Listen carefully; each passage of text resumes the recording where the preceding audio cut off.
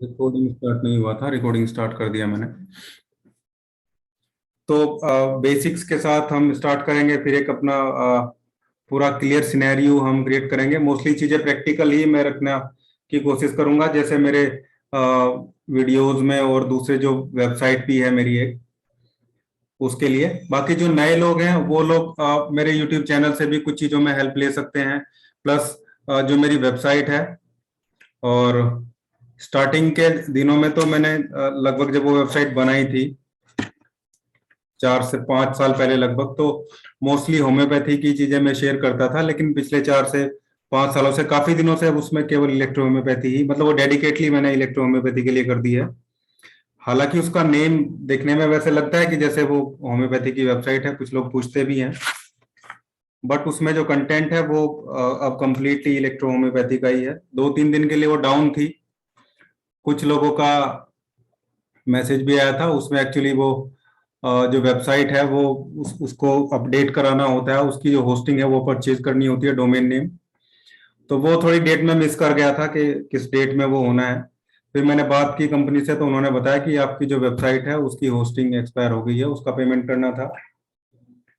तो उसके लिए है, वेबसाइट मैं शेयर कर दूंगा, कुछ लोग पूछ रहे हैं तो कुछ लोग को पता भी होगा, मैं ग्रुप में शेयर कर दूंगा, आप उसको टाइम टू टाइम देख सकते हैं। बहुत सारे ट्रीटमेंट भी उस पर अवेलेबल हैं। और बाकी यूट्यूब चैनल तो है ही।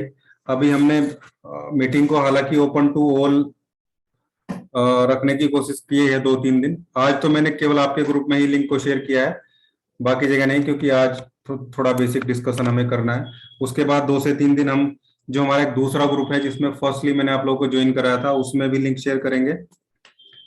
और उसके बाद 2 से 3 दिन बाद फिर केवल उन लोगों के लिए क्लासेस होगी जो जिन्होंने पे किया है, जिन्होंने पेमेंट किया है। 2 से 3 दिन बाद ही मैं एक टेलीग्राम ग्रुप बनाऊंगा, उसमें हम डिस्कशन कर पाएंगे।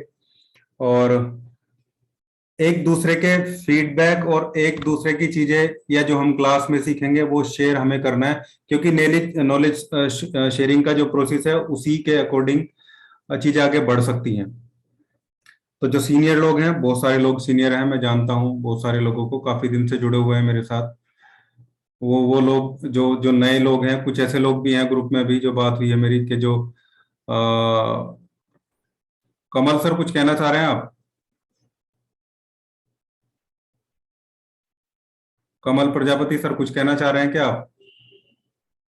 अनम्यूट करके कहिए।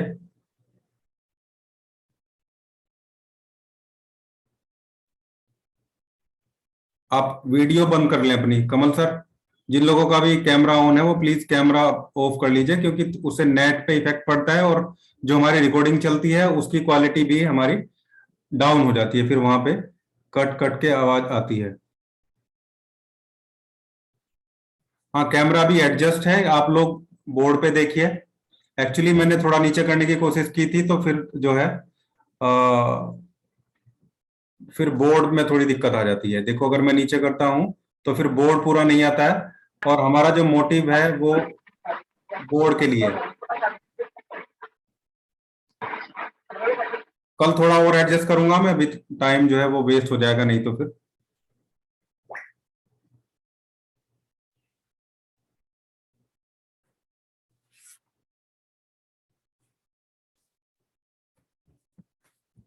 चलिए खैर, हम स्टार्ट करते हैं। तो इलेक्ट्रो होम्योपैथी को हम सभी लोग जानते हैं कि हमारी पैथी के जनक जो हैं वो काउंट सीजर मैटी जी हैं। और हम लोग सभी उनके जो जो प्रिंसिपल्स उन्होंने बनाए थे उनको फॉलो करते हैं या करने की कोशिश करते हैं। बीच बीच में कुछ लोग और भी उसमें आए हैं, वो अलग अलग तरीके से ऐड होते चले गए। लेकिन 1865 में जो है हमारी पैथी एक तरीके से सामने आई थी।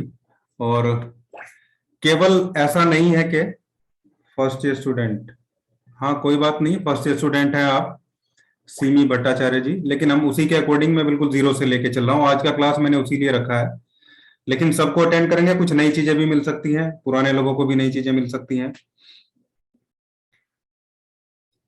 तो एक्चुअली जैसे हम जानते हैं कि जो मैटी जी थे वो एक तरीके से होम्योपैथी से प्रभावित तो थे, लेकिन बहुत सारी कमियां उनको वहां पे उसमें नजर आती थी। उन कमियों को दूर करके ही बहुत सारी चीजें ऐड करके, बहुत सारी चीजों को देख के उन्होंने उसका नई पैथी निकाली है। एक एक चीज मैं थोड़ा शेयर करूंगा आपके सामने कि मैटी जी ने ऐसे ही नहीं कि थ्योरी सबके सामने रख दी। एक हमारे ऋषि हुए हैं वाघ भट्ट जी, और एक ऋषि हुए हैं महर्षि चरक। तो चरक ने बहुत सारे प्रिंसिपल जो है वो दुनिया को दिए हैं, मेडिकल साइंस के प्रिंसिपल आयुर्वेद में। लेकिन वाघ भट्ट ने, वो भले ही उनके जो शिष्य थे, लेकिन जो वाघ भट्ट थे उन्होंने, वो एक तरीके से प्रूवर थे। वो क्या करते थे, जो फॉर्मूला है उस फॉर्मूले को रोगी पे टेस्ट करते थे, टेस्ट करके फिर उसका डॉक्यूमेंट किया जाता था कि भाई इस टाइप से वो चीजें काम कर रही हैं actually, how the remedy is going to the patients. तो मैटी जी ने भी केवल ऐसे हवा में चीजें नहीं चलाई, उन्होंने बहुत सारे ट्रीटमेंट किए, बहुत सारे कैंप लगाए। आप लोग जानते हैं वो जमींदार थे और महल था उनका बहुत बड़ा, वहां भी बहुत सारे लोगों का ट्रीटमेंट करते थे। तो सब कुछ प्रैक्टिकल बेस पे उन्होंने डॉक्यूमेंट किया है। बहुत सारे प्रिंसिपल भी उन्होंने पढ़े, ऐसा नहीं है। जैसे आप लोग जानते हैं कि जो थियोफ्रस्टस साइंटिस्ट थे, एक तरीके से बायोलॉजिस्ट थे, वो जीव विज्ञानी जिसे हम हिंदी में बोलते हैं। और दो रूल उन्होंने बनाए थे। एक रूल था कि भाई जो प्लांट होते हैं उनमें भी बायो एनर्जी होती है, और दूसरा रूल था जो लॉ ऑफ सिमिलरिटी का था, जिसको होम्योपैथी डॉक्टर हेनमैन ने लिया। तो हम ये कह सकते हैं कि थियोफ्रस्ट, जिनको बाद में पैरासेल्सस भी बोला गया, उनकी खोज के अनुसार ही उनका नाम, उनके पैदा होने के बाद उनको पैरासेल्सिस भी कहा गया है। तो कई बार इन नियम को पैरासेल्स के लॉ भी जो है वो कहा जाता है। तो जो फर्स्ट लॉ था कि all plants have the energy, bio energy और अ प्लांट एनर्जी, उसी को मैटी जी ने जो है एक्सट्रैक्ट कराया, कोहोबेसन और दूसरे मेथड। हालांकि अभी बहुत सारा चीजें मैं देखता हूं कि बहुत सारी चीजें हैं कि कैसे मेडिसिन बनानी है, बहुत सारे तरीके अवेलेबल हैं उसके, लेकिन फिर भी अभी हम लॉ की बात कर रहे हैं। दूसरा जो लॉ ऑफ सिमिलरिटी था कि समान समान चीजों के लिए समान चीजें उसमें होनी चाहिए, उसको उसका जो जो प्रैक्टिकल है वो डॉक्टर हैनीमैन ने किया, जो होम्योपैथी के जनक थे, उन्होंने उसको लिया। हालांकि होम्योपैथी इलेक्ट्रो होम्योपैथी से पहले आ गई थी, और ऐसा भी बहुत सारी बुक्स में, बहुत सारी जगह मैंने देखा है लिखा हुआ, बहुत सारे ऑनलाइन लिंक पे भी लिखा हुआ देखा है कि थियोफ्रस्टस के जो प्रिंसिपल है सिमिलैरिटी का, लॉ ऑफ सिमिलैरिटी का, उसको पहले डॉक्टर हेनमैन ने भी सारी चीजों पे प्रैक्टिस किया। प्रैक्टिस करने के बाद ही उन्होंने किया था कि भाई ऐसा हो, ऐसी ऐसी हो सकती है। अब दूसरी चीज आती है कि अगर हम कंपैरिजन की बात करें, जब हमने दो अलग अलग पैथी और एक ही आदमी के दो अलग अलग रूल से निकल के बनी है, तो क्या उनमें कोई सिमिलरिटी या डिसिमिलरिटी हो सकती है? तो सिमिलरिटी हो सकती है, डिसिमिलरिटी भी हो सकती है, लेकिन मेडिसिन बनाने का तरीका भी बिल्कुल अलग है और डायग्नोस करने का तरीका भी बिल्कुल अलग है। तो फिलहाल आज की डेट में हम सिमिलरिटी की बात ना करें तो ज्यादा अच्छा है। हालांकि ओपन वर्ल्ड में इलेक्ट्रो होम्योपैथी और होम्योपैथी जैसे लिखा जाता है उसको, जो पेशेंट्स हैं, जो जो हमारे क्लाइंट्स एक्चुअली हमारे क्लाइंट पेशेंट से होते हैं, तो उनके लिए वो एक जैसी देखने में चीज हो सकती है, लेकिन काम करने का तरीका बिल्कुल अलग है, रिजल्ट बिल्कुल अलग है। और मैं इसका प्रूवर हूँ बहुत बड़ा कि 4-5 साल से होम्योपैथी करने के बाद फिर जब इलेक्ट्रो होम्योपैथी को मैंने सीखा और उसके बाद मैंने रिजल्ट देखे कि सेम प्लांट जो है, एकोनाइट की मैं अगर छोटी सी एग्जांपल दूं, सेम सेम प्लांट एकोनाइट होम्योपैथी में भी है, सेम प्लांट एकोनाइट हमारी रेमेडी में भी पड़ा हुआ है। तो जितना फास्ट काम और जितना परमानेंट काम कर रही है हमारी इलेक्ट्रो होम्योपैथी में, ऐसा नहीं कि मेडिसिन वहां पे काम नहीं करती है, लेकिन सीधी सी बात है कि सिलेक्शन ऑफ रेमेडी दोनों का तरीका बिल्कुल अलग अलग है। लेकिन किसी भी प्लांट की प्रॉपर्टी चेंज नहीं होती। आज एक डॉक्टर साहब का फोन आया था मेरे पास, and he was asking that do you have a book of only plants description जिसमें हो। तो मैंने सर को बताया कि प्लांट की डिस्क्रिप्शन आप कहीं से भी पढ़ सकते हैं, वो कभी चेंज नहीं होती है। फिर उन्होंने एक, हाँ एक्चुअली थोड़ा वॉइस ब्रेक हो सकता है, थोड़ा सा वेदर का प्रॉब्लम चल रहा है अभी, आप लोगों के यहाँ भी हो, शायद थोड़ा मौसम खराब है यहाँ पे उत्तराखंड में, तो थोड़ा हो सकता है। बाकी नेट के सिग्नल विग्नल सब सही है, लेकिन थोड़ी बहुत प्रॉब्लम हो सकती है। कोशिश करूंगा कि कल से चीजें सारी सही हो। आज फर्स्ट क्लास है, तो जितनी भी सारी प्रॉब्लम्स हैं, जितनी भी सारी डिफिकल्टीज हैं, वो सामने आ जाएंगी हमारे, और we will try to resolve them as soon as possible. जितनी जल्दी हो सके हम इनको सोल्व करने की कोशिश करेंगे ही। तो वो डॉक्टर साहब ने मुझे एक फोटो भी शेयर किया। उस फोटो में लिखा था कि ये पर्टिकुलर मेडिसिन है, इलेक्ट्रोहोम्योपैथी की वो कोई प्रोडक्ट बुक थी, और उसमें लिखा था इलेक्ट्रोहोम्यो मेडिसिन, दो तीन चार मेडिसिन के नाम, जैसे S2 S6 S1 plus hydrangea एक प्लांट होता है होम्योपैथी में वो। तो फिर मैंने समझाया डॉक्टर साहब को कि सर अभी जो हमारे 114 प्लांट है उसमें हाइड्रेंजिया नहीं आता है, लेकिन फिर भी अगर आप हाइड्रेंजिया को पढ़ना चाहते हैं तो मैं आपको लिंक भी दे सकता हूँ, उसका लिटरेचर भी दे सकता हूँ, या फिर आप खुद भी पढ़ सकते हैं सारी चीजें। तो ये थोड़ा मिक्सोपैथी और जैसी चीजें भी चल रही हैं, इनसे हमें बचना चाहिए। कई बार मेरे पास फोन भी आता है कि सर आप होम्योपैथ भी करते हैं क्या, दोनों चीजें एक साथ चला सकते हैं? नहीं, बिल्कुल भी नहीं चलाता मैं। और मैं फिर क्लियर कर रहा हूं कि मैं 70 to 80% से भी ज्यादा इलेक्ट्रोहोम्योपैथ है वो प्योर इलेक्ट्रोहोम्योपैथी में देता हूँ। क्योंकि आप समझिए, मान लो हमने कोई रेमेडी दी, उसमें एकोनाइट है, और हमने अपनी रेमेडी एक अलग तरीके से प्रिपेयर करके दी, फिर एकोनाइट हमने होम्योपैथी कॉम्बिनेशन में भी दे दी, तो उससे चीजें गड़बड़ हो जाएंगी। फिर दोनों दोनों अलग तरीके से काम करती है शरीर में, वो समझाऊंगा दोनों कैसे काम करती हैं। अभी तो मैंने आपको यह भी नहीं बताया कि इलेक्ट्रो होम्योपैथी का जो मीनिंग है वो एक्चुअली इलेक्ट्रो होम्योपैथी कैसे है। हालांकि आपने पढ़ा होगा, एक सिंपल सा एग्जांपल मैं आपको दे देता हूँ कि इलेक्ट्रो का मतलब है प्लांट एनर्जी, मतलब जो बायो एनर्जी होती है प्लांट में वो। होम्यो का मतलब हो गया the balancing state of body, मतलब होम्योस्टेसिस। हालांकि वो अभी चीजें आएंगी, इनको मैं बहुत डीपली अलग अलग पैथी का एग्जांपल देके समझाऊंगा। और पैथी का मतलब है द वे ऑफ ट्रीटमेंट और the method of treatment.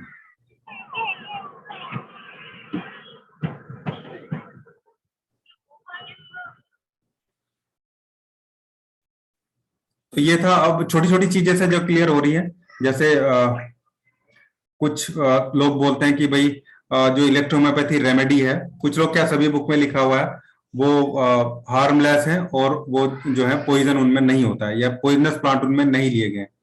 Actually ऐसा नहीं है। आज की क्लास मैंने वही छोटी छोटी चीजों को क्लियर करने के लिए रखी है। नक्स वोमिका, एकोनाइट, बेलाडोना, ऐसे बहुत सारे प्लांट है, इपिकोक, ऐसे बहुत सारे प्लांट है जो पॉइजनस होते हैं और जिनको डायरेक्टली लेने से नुकसान हो सकता है।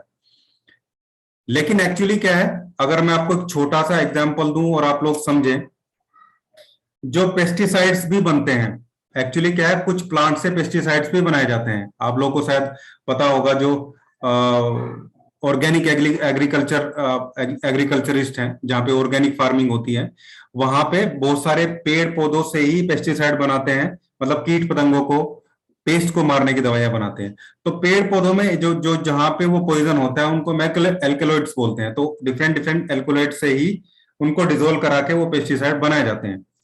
और जो केमिकल पेस्टिसाइड होते हैं वो भी एल्कोलाइड से ही बनते हैं। तो जो पॉइजनस प्लांट है उसमें जो उसका पॉइजन है वो एल्कोलॉइड्स के रूप में सेव रहता है प्लांट में। अब एल्कोलॉइड्स के रूप में अगर वो प्लांट में सेव रहेगा, तो फिर वो जो जो आपका मीडियम है उसमें भी डिजोल्व हो सकता है। लेकिन डिस्टिल वाटर में मोस्टली जो एल्कोलॉइड्स है वो डिजोल्व नहीं होते हैं। इसलिए जब हम अपनी मेडिसिन कोबेसन के तरीके से प्योर डिस्टिल वाटर में बनाते हैं, जो उसका टिंचर निकालते हैं हम, जो उसका जो फर्स्ट एक्सट्रैक्ट होता है वो निकालते हैं हम, तो वो क्योंकि डिस्टिल वाटर में डिजोल्व हो रहा है, तो मैक्सिमम 99.99% जो एल्कोलॉइड्स हैं वो डिजोल्व नहीं होते हैं। इसलिए जो पॉइजनस प्लांट है, उन प्लांट की भी जो पॉइजनस प्रॉपर्टी है वो मेडिसिन में नहीं आती है। तो ये कहना गलत है कि इलेक्ट्रोहोम्योपैथी में पॉइजनस प्लांट यूज नहीं होते हैं। हाँ, ये कहना बिल्कुल सही है कि इलेक्ट्रोहोम्योपैथी की रेमेडी जो है वो उनमें किसी टाइप का पॉइजन या किसी भी टाइप का ऐसा मटेरियल नहीं होता है जो डायरेक्टली या इनडायरेक्टली किसी चीज को, हमारी इंटरनल या एक्सटर्नल बॉडी को डैमेज कर सके। तो ये चीज हमें ध्यान रखनी है, और ये हमें ये बहुत क्लियरली हमें पता होना चाहिए कि हाँ, प्लांट जो है वो पॉइजनस हैं, लेकिन हमारी जो मेडिसिन प्रिपरेशन का मेथड है वो उनको पॉइजनस नहीं होने देता। ये चीजें हैं। दूसरा, जो पुराने लोग हैं वो बहुत सारी चीजें कि भाई हमें रिजल्ट नहीं मिलते हैं, और हमें अलग अलग चीजों पे अलग अलग रिजल्ट मिलते हैं, एक ही दवाई से रिजल्ट मिल जाते हैं, एक ही दवाई से रिजल्ट नहीं मिलते हैं, उसके बहुत सारे कारण हो सकते हैं, वो सब लेटर ऑन हम क्लास में डिस्कस करेंगे। फिलहाल तो सबसे पहला पॉइंट ये है कि प्रिंसिपल हमारा जो इलेक्ट्रो होम्योपैथी का है वो ये है कि भाई जो पूरी बॉडी है वो उसका पूरा जो न्यूट्रिशन ट्रांसपोर्टेशन है वो ब्लड और लिम्फ के थ्रू होता है। ब्लड और लिम्फ भी हम पढ़ेंगे, उनको मैं डिस्कस करूंगा आगे क्लास में कंप्लीटली, लेकिन फर्स्ट क्लास में हमें बिल्कुल जीरो से चीजें लेके चलनी है, ताकि जो एक लाइन ऑफ डिलीवरी है वो क्लियर हो जाए हमारी, और वन बाय वन हम चीजों को आगे बढ़ाते रहें। तो अब एक छोटा सा एक सीरीज ऑफ पैराग्राफ में देके आप लोगों को क्लियर करूंगा कि जो प्रिंसिपल है वो हमारा कैसे फिट बैठता है। अब आप देखिए आयुर्वेद में, अगर मैं जो किसी डिजीज होने के कारण की बात करूं, तो आयुर्वेद में हम लोग क्या बोलते हैं? आयुर्वेद में हम बोलते हैं कि भाई वात पित्त और कफ, वाता पित्ता एंड कफा, ये तीन मेन कंपोनेंट होते हैं बॉडी के, और इनको इनकी स्थिति, इनकी जो कंडीशन है वो डिसबैलेंस या इनकी स्थिति गड़बड़ हो जाने की वजह से ही सारे रोग होते हैं, और फिर इनको ठीक करते हैं हम आयुर्वेद में अलग अलग कॉम्प्लेक्स रेमेडी को देके। ऐसा ही अगर हम होम्योपैथी में बात करें, तो होम्योपैथी में आप लोग देखेंगे कि सोरा, सिफिलिस और साइकोसिस जो तीन कंपोनेंट होते हैं, इनको हम देखते हैं ये बिगड़ने की स्थिति में हम इनकी कोई कॉन्स्टिट्यूशनल रेमेडी या फिर कोई नोसोड सेलेक्ट करके इनकी स्थिति को बैलेंस करते हैं। मतलब जो विटिएशन आ गया है इन चीजों में, उसको उस विटिएशन को हम बैलेंस करने की कोशिश करते हैं, ये होम्योपैथी में हम करते हैं। अब हम बात करते हैं इलेक्ट्रो होम्योपैथी में। तो इलेक्ट्रो होम्योपैथी में हमारी जो पूरा प्रिंसिपल है, जो सिद्धांत है, वो ब्लड और लिम्फ पे है, और इस ब्लड और लिम्फ में विटिएशन, इस ब्लड और लिम्फ की जो बैलेंस स्टेट है उसको गड़बड़ हो जाने के स्थिति को ही हम डिजीज बोलते हैं या रोग बोलते हैं, और फिर इसको ठीक करते हैं हम लोग अपनी मेडिसिन से। लेकिन अभी मैंने आपको जो तीन चार चीजें पढ़ाई है, तीन चार चीजें मैंने आपको बताई है कि आयुर्वेद में हम क्या बोल रहे हैं चीजों को बिगड़ने को, और होम्योपैथी में, इलेक्ट्रो होम्योपैथी में क्या बोल रहे हैं। इनके डिसबैलेंसिंग को बैलेंस करती है जो चीज, उसी को हम पैथी बोलते हैं। ठीक है ना? किसी भी पैथी में जो ऐसा नहीं है कि एलोपैथी में नहीं होता है, एलोपैथी में भी होता है, लेकिन वहां ठीक करने का तरीका अलग है। यूनानी में भी होता है, यूनानी में शायद उसको सोरा, सफरा, बलगम और खून, इस टाइप से कुछ, सोरा, बलगम, खून, ऐसा कुछ बोलते हैं, वो मुझे कंप्लीटली याद नहीं है, लेकिन वहां भी कॉम्प्लेक्स रेमेडी देके ही उसको ठीक किया जाता है। वही हम यहाँ इलेक्ट्रो होम्योपैथी में भी, यानी कि ब्लड और लिम्फ में जो प्रॉब्लम हो रही है उसको सही करके ही सारी चीजों को हम बैलेंस करते हैं, सारी चीजों को क्लियर करते हैं। यही हमारा प्रिंसिपल है, और इसी प्रिंसिपल पे हम लोग आगे काम करेंगे, और इसी प्रिंसिपल का हमें, हमारी जो रेमेडी है इसी को सही करती है। यानी कि अगर हम बात करें, तो अब क्लियर करूं तो इलेक्ट्रो का मतलब हो गया plant energy, bio energy of plant, ठीक है, और होम्यो का मतलब हो गया, अब यहाँ को एक तरीके से और समझ सकते हैं हम कि हमारी बॉडी में बहुत सारे केमिकल रिएक्शन होते रहते हैं, बहुत सारे जो केमिकल हैं उसमें एंजाइम भी हैं, प्रोटीन भी हैं, बहुत सारी चीजें हैं, तो उनके टूटने और बनने की स्थिति को हम केमिकल रिएक्शन बोलते हैं। तो बहुत सारे केमिकल रिएक्शंस हमारी बॉडी में जो है वो होते रहते हैं, और इन केमिकल, ये जो सारी केमिकल रिएक्शन है, जब तक ये सही होती है, ये बैलेंस स्टेट में होती है, तब तक हमारा शरीर भी सब सही तरीके से काम करता रहता है। उसी को हम होम्योस्टेटिस बोलते हैं। तो ये जब केमिकल रिएक्शन सही नहीं हो रही हैं, किसी भी वजह से सही नहीं हो रही हैं, और जब ये केमिकल रिएक्शन को सही करने के लिए हम कोई चीज, कोई मेथड का यूज करते हैं, वो मेथड ही हमारा पैथी है। यानी कि होम्यो क्या हो गया? होम्योस्टेसिस, मतलब balancing state of chemical reaction या बैलेंसिंग स्टेट ऑफ बॉडी, वो सब अलग अलग पैथी के अकॉर्डिंग अलग अलग हो सकते हैं। और इलेक्ट्रो का मतलब होगा हमारे यहाँ पे द प्लांट एनर्जी और द बायो एनर्जी, क्योंकि हमारी सारी मेडिसिन केवल प्लांट से ली गई है, और केवल प्लांट ही एज ए रेमेडी हमारी जो पैथी है उसमें यूज किया गया है। इसलिए मैं आपको बोलूंगा कि आप थोड़ा सा अलग इसको एक तरीके से एडवर्टाइज भी कर सकते हैं अपने क्लिनिक पे भी। और पिछले एक साल से मैंने भी कोरोना के टाइम पे चीजें लगाई हैं, जैसे बोर्ड बाहर लगाया कि हमारी जो रेमेडी है वो फास्ट है, सेफ है, और प्योर प्लांट से जो रेमेडी हमने ली है, तो उससे लोगों की क्यूरियोसिटी भी बढ़ी है कि भाई ये होम्योपैथी से अलग क्यों है, कैसे है, और इलेक्ट्रो का क्या मतलब है। लोग पूछते भी हैं जब हम उनको बताते हैं प्योर प्लांट से है और जो इसमें साइड इफेक्ट है, एक्चुअली साइड इफेक्ट तो बहुत गलत है, लेकिन फिर भी पेशेंट को समझाने के लिए बोला जा सकता है। तो जो हमारी रेमेडीज हैं वो एकदम प्लांट से, डायरेक्ट प्लांट से ली गई हैं, और आराम से फिर समझ जाता है कि पौधे से ली गई चीजें हैं तो वो सेफ ही होंगी, हमेशा सेफ ही रहती हैं। तो ये चीज हमें इसमें ध्यान रखना है। अब मैं जो आपको थोड़ी देर पहले एक बात बताई थी कि भाई बहुत सारे रेमेडी, बहुत सारे ट्रीटमेंट, अलग अलग टाइप की किट हमने परचेज कर ली, अलग अलग डॉक्टर से, अलग अलग फार्मेसी से ले ली। कई बार कैसे रिजल्ट आ रहा है, कई बार कैसे रिजल्ट आ रहा है, ये सब क्योंकि आप लोग, कुछ लोग नए भी हैं, पुराने भी हो सकता है, कुछ लोग मेरी बातें अच्छी लग जाए अभी जो मैं बोलूंगा।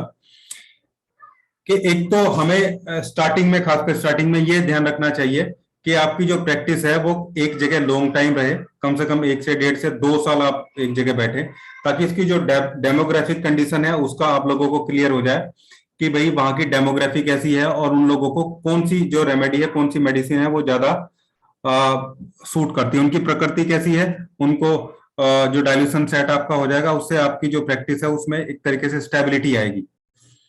प्लस एक और क्लियर होगा कि वहां आसपास के लोगों को किस टाइप की डिजीज ज्यादा होती है, आपके पास किस टाइप के पेशेंट ज्यादा आते हैं, उस पर आपको मास्टरी करनी है। और ये सब चीजें इलेक्ट्रोहोम्योपैथी क्लास शुरू करने से पहले जरूरी हैं, क्योंकि बहुत सारी चीजें क्लियर हो जाएं तो कोई स्टार्ट करने वाला है उसको आसानी है, जिसकी स्टार्टिंग अच्छी नहीं हो रही है उसको आसानी है। ये क्लियर कर लें, साथ में ये क्लियर कर लें कि आप उसका ट्रीटमेंट कैसे होना है एक एक पेशेंट पे, क्योंकि हमारी जो रेमेडी है वो होम्योपैथी की तरह तो है नहीं। अब होम्योपैथी में क्या है कि एक ही डिजीज के लिए अलग अलग पर्सन के सिम्टोमेटिक तरीके से हम उसका ट्रीटमेंट करते हैं वहां पे। मतलब हालांकि अब अगर आप देखें, जितने भी जो पेटेंट बनाने वाली कंपनी है और जो सबसे बड़ी कंपनी है रैकवेक, उस पे तो मुझे कभी कभी पूरा ही डाउट होता है कि ये पूरा का पूरा प्रोसेस ही कहीं इलेक्ट्रोहोम्योपैथी वाला तो नहीं करते हैं। जैसे उनके रिजल्ट हैं बहुत फास्ट रिजल्ट हैं, जैसे इलेक्ट्रोहोम्योपैथी की मेडिसिन के होते हैं, प्लस प्रोसेस भी वही है उनका, और कॉम्प्लेक्स चीजें वो यूज करते हैं, एक से ज्यादा प्लांट यूज करते हैं, लेकिन फिर भी क्योंकि सिम्टोमेटिक चीजें पे वो कंप्लीटली काम करते हैं। हालांकि ऐसा बिल्कुल नहीं है कि हमें सिम्टम कलेक्ट नहीं करने हैं, हमें सिम्टम कलेक्ट करने होते हैं हमें भी। और ऐसा बिल्कुल नहीं है, बहुत सारे लोग बोलते हैं कि भाई हमारी तो ऑर्गन की रेमेडी है और हमें केवल ऑर्गन पे सीधा काम करना है, लेकिन जब तक आप सिम्टम नहीं लेंगे तब तक आप ये क्लियर नहीं कर पाएंगे कि कौन से ऑर्गन में प्रॉब्लम है। इसलिए सिम्टम तो लेने ही लेने हैं, ठीक है। ये हमेशा ध्यान रखना है कि आपको सिम्टम्स जरूर लेने हैं। केवल रिपोर्ट, बहुत सारे लोग ट्रीटमेंट पूछ रहे हैं या कुछ सलाह ले रहे हैं तो केवल जो मेडिकल रिपोर्ट्स हैं वो भेज देते हैं, तो वो सेकेंडरी है। आपको सिम्टम पहले लेने ही है, आपको सबसे पहले सिम्टम्स जो है वो कलेक्ट करने हैं। सिम्टम्स कलेक्ट करने के बाद ही आप एक्चुअली डिसाइड कर पाएंगे कि कौन सा ऑर्गन मेजरली इन्वॉल्व है, कौन सा ऑर्गन माइनरली इन्वॉल्व है, और जो आपकी जो डिजीज है, वो जो डिजीज जिसके बारे में आप बात कर रहे हैं, वो डिजीज जो है वो किस लेवल पे स्प्रेड है, क्या वो लोकल है, क्या वो जनरल है। तो बहुत सारी चीजें ध्यान रख के आप लोग ट्रीटमेंट करेंगे, तो ये बहुत सारी चीजें आप लेंगे। हालांकि जब टेम्परामेंट और सिलेक्शन ऑफ रेमेडी का चैप्टर में पढ़ाऊंगा तो सब चीजें क्लियर करूंगा, लेकिन फर्स्ट डे में भी बहुत सारी चीजें क्लियर होनी यहाँ पे जरूरी होती हैं, और ये उसी के पार्ट में मैंने यहाँ पे आपको बताया है। तो अभी मैं आपको बता रहा था कि भाई आपको ध्यान रखना है कि सिम्टम करेक्टली आए। टेम्परामेंट भी एक चीज आती है कि टेम्परामेंट, लेकिन टेम्परामेंट का को क्लियर करना बहुत हार्ड डिसीजन होता है। आप ये समझ के चलिए कि इलेक्ट्रोहोम्योपैथी में सब कुछ आसान है, सबसे मुश्किल टेम्परामेंट सेलेक्ट करना है। क्या किसी भी पैथी में वैसे टेम्परामेंट सेलेक्ट करना आसान नहीं होता है। जैसे किसी ने बोल दिया कि भाई कोई आदमी आपके क्लिनिक में आ रहा है, वो दायां पैर रखेगा तो उसका ये टेम्परामेंट है, वो घुसते हुए बायां पैर रखेगा तो उसका ये टेम्परामेंट है, या उसकी चप्पल की ये साइड घिसी होगी तो ये टेम्परामेंट है। लेकिन कई बार चीजें उसके उलट होती हैं जैसा हम सोचते हैं। मतलब उसके माइंड में पता नहीं क्या है कि वो रोज तो किसी रूम में घुसने से पहले दायां पैर रखता है, लेकिन वो आज जो है वो बायां पैर रख दिया उसने। हाँ, टाइम टू टाइम भी चेंज होता है एक्चुअली। टेम्परामेंट जो है वो दो तरीके से आता है, जेनेटिक होता है प्लस इन्वायरमेंटल होता है। तो कुछ चीजें जो जेनेटिक होती हैं वो तो उसमें हमेशा रहेंगी, लेकिन जो इन्वायरमेंटल चीजें हैं वो एनवायरमेंट के हिसाब से चेंज होती हैं। जैसे मान लो मैं कहीं पे पैदा हुआ हूँ तो जो जीन मुझे मिले हैं पीछे से वो टेम्परामेंटरी मेरे में रहेंगे। लेकिन अगर मैं कहीं जैसे मेरी जो एजुकेशन है वो मोस्टली मेरे ग्रेजुएशन तक भी मैं अपने मामा जी के यही रहा हूँ, तो मेरी फैमिली के बाकी लोगों और मेरे में बहुत सारा डिफरेंस है, क्योंकि जो इन्वायरमेंट वहाँ के इन्वायरमेंट से मुझे मिला है वो सब अलग है। मेरा जो यहाँ मैं हरिद्वार डिस्ट्रिक्ट में पैदा हुआ हूँ, उस टाइम तो यूपी था ये भी, लेकिन मेरा जो मैक्सिमम जो मेरा रहना हुआ है, स्टार्टिंग मैंने कंप्यूटर सॉरी होम्योपैथी का डिप्लोमा भी मैंने सहारनपुर डिस्ट्रिक्ट से किया है, फिर मेरी पहली प्रैक्टिस भी वहीं से स्टार्ट हुई, सारी चीजें। तो वो बहुत सारा इन्वायरमेंटल चीजें मेरे में आ गई हैं, तो वो उसमें ध्यान रखना होता है। लेकिन सबसे पहले मैं सिम्टम ही कलेक्ट करने हैं, सिम्टम कलेक्ट करके आपको क्लियर होगा कि कौन सा ऑर्गन इन्वॉल्व है, कौन सा इन्वॉल्व नहीं। उसके अकॉर्डिंग फिर अपना आप रेमेडी सिलेक्शन करेंगे, वो सब हम सीख ही जाएंगे धीरे धीरे कि कैसे करना है। पॉजिटिव निगेटिव डाइल्यूशन कौन सा देना है, वो सब चीजें वन बाय वन हम क्लियर करेंगे। हम ये सब क्लियर करेंगे कि डाइल्यूशन कैसे हम कर सकते हैं, हम 19 में प्रैक्टिस करें, हम 17 147 में प्रैक्टिस करें, वो सब चीजें हम लोग करेंगे, सब हम लोग सीखेंगे वन बाय वन। और मोस्टली मैं प्रैक्टिकल ही चीजों को रखने वाला हूँ। जहां तक मैंने सोचा है कि मैं कैमरे के सामने ही, मान लो जब जब डिजीज डिस्कस करने का टाइम आएगा, तो कैमरे के सामने ही हम उस डिजीज का एक छोटा सा प्रिपरेशन भी बना ले, क्योंकि बहुत सारा कंफ्यूजन इसमें भी है कि कैसे रेमेडी देनी है, कैसे डिस्पेंस करनी है। तो नए लोगों के लिए, पुराने लोगों के लिए भी, सबके लिए वो सही ही रहेगा। जिनका कैमरा चल रहा है वो प्लीज कैमरे को बंद कर लीजिए उससे, क्योंकि इंटरनेट थोड़ा सा, एटमॉस्फेयर थोड़ा गड़बड़ है, तो वैसे ही वीक है आज। सिग्नल तो सही है, लेकिन जो इंटेंसिटी है सिग्नल की, सॉरी जो पावर है सिग्नल की, वो शायद कम मुझे नजर आ रही है। उसकी वजह से वो आवाज मेरी कई बार ब्रेक हो जा रही है। तो जिन लोगों का माइक चल रहा, वो सॉरी जिन लोगों का कैमरा ऑन है, वीडियो ऑन है, वो प्लीज उसको भी एक बार आप बंद कर लीजिए।